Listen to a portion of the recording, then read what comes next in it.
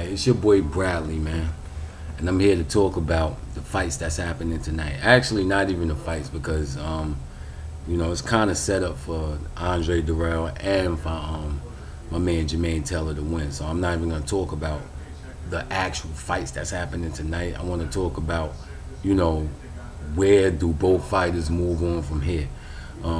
First person I want to talk about is my man Jermain Taylor. I must respect the man. I was down with the Jermain Taylor bandwagon back in the day. Leading up to the Bernard Hopkins fights. I was probably, well, not gonna say one of the only people rooting for him, but I definitely rooted for my man Jermain Taylor. Bad Intentions. I was rooting for him in both of those fights. I feel that in the first fight he won, but in the second fight it was very close. Very close. Could have won either way. Well, actually, both fights could have won either way. I made a video about effective aggressiveness, but in that fight, I felt that the fight should have went to the effective aggressive because there wasn't much landed. So in both fights, I'd have gave him the JT. He also gave us a very classical, two fights, which were very good against Kelly Pavlik. He gave us a good fight against Winky Wright.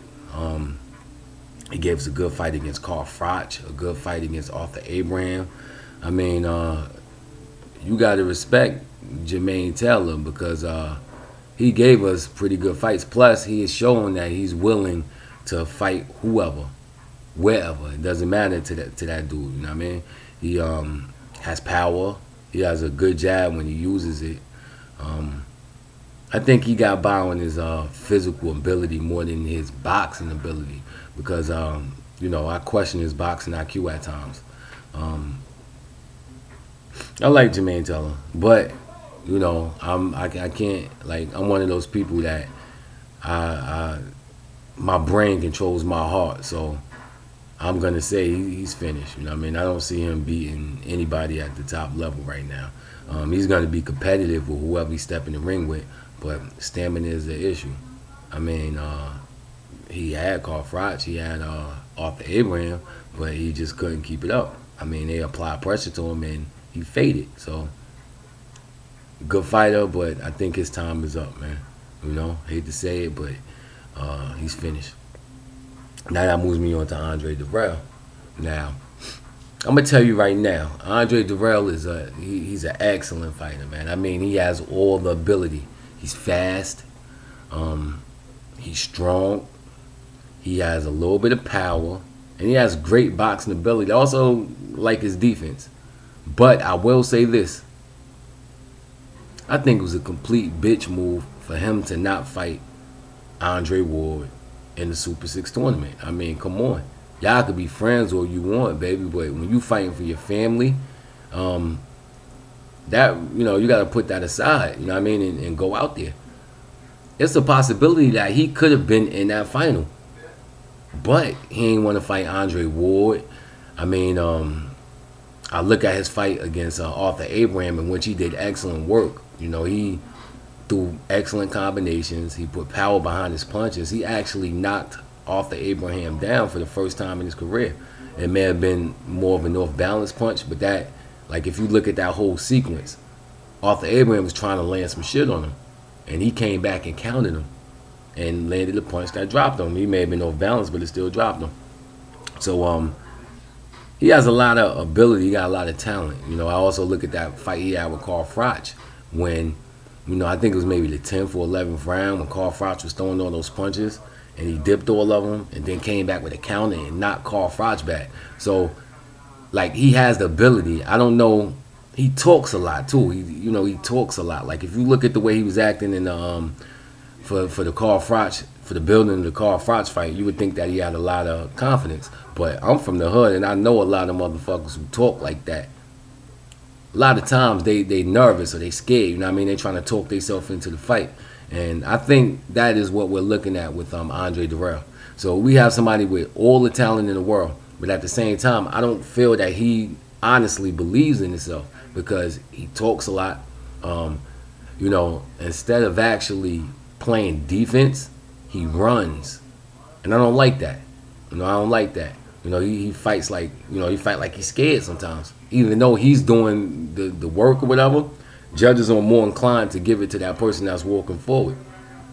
Because he's not, he may be countering and doing good work, but it appears as if he's running, a la Amir Khan.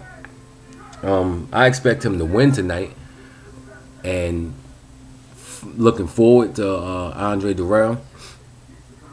I think he need a couple more confidence builders because he's still a very young fighter. I think his record is something like 19-0, 18-0. Not 18-0, 18-1.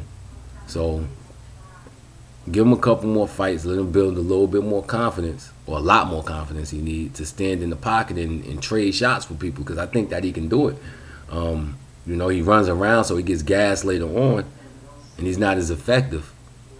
But I will say, in that 11th and 12th round with Carl Froch, he sat down on his punches and actually did pretty good work. I look forward to seeing Andre Direll doing some good work, man. I look forward to seeing him doing some excellent work. I think he probably give Andre Ward a better fight than Boutte. Like, what the hell has Boutte done? I quote Andre Ward and say, yo, I see what you're doing. And, Andre Ward's trainer, like, yo, you won the fights that you were supposed to win. Like, you not impressing nobody by that. You're impressing some people, but, I mean, come on. Who you knocking out? Who you beating? Motherfuckers who already got losses. Beat a top contender. You beat, what's my man's name? Glenn Johnson, but Glenn Johnson was finished, dog. He was finished. Done. I'm not going to say he was done, but, I mean, we know that when an older fighter faces someone that's a combination puncher and a volume puncher, they don't look as good. Like Bernard Hopkins. He's going to look good against Pascal all day because Pascal pick his punches. He's not going to overwhelm you. But then when you got somebody like Chad Dawson, who was going to, he was going to throw a lot of punches in that fight. He was going to try to outwork Bernard Hopkins. That would have been a fight he wouldn't look good in. And I still feel that Bernard Hopkins won't win that fight, no matter what. You're never going to look excellent against B-Hop. He's too much of a, he's like Marquez. No matter how old they get, they know too much about boxing, where you're not ever going to dominate them, But you outwork them, then, they can't keep up that pace, and which I felt that Chad Dawson was on his way to doing. I mean, that's just my thoughts, man. So we're looking for the end of Jermain Taylor's career, and we're looking for Andre Direll to show us something that he can be competitive, which we already know he can be competitive in the super middleweight division. We're just looking for him to show something that he could be an elite. And I look forward to seeing him and Andre Ward fighting. Fuck all that friendship shit, man. Fight. Get it on, brothers. I'm out of here, man. 103.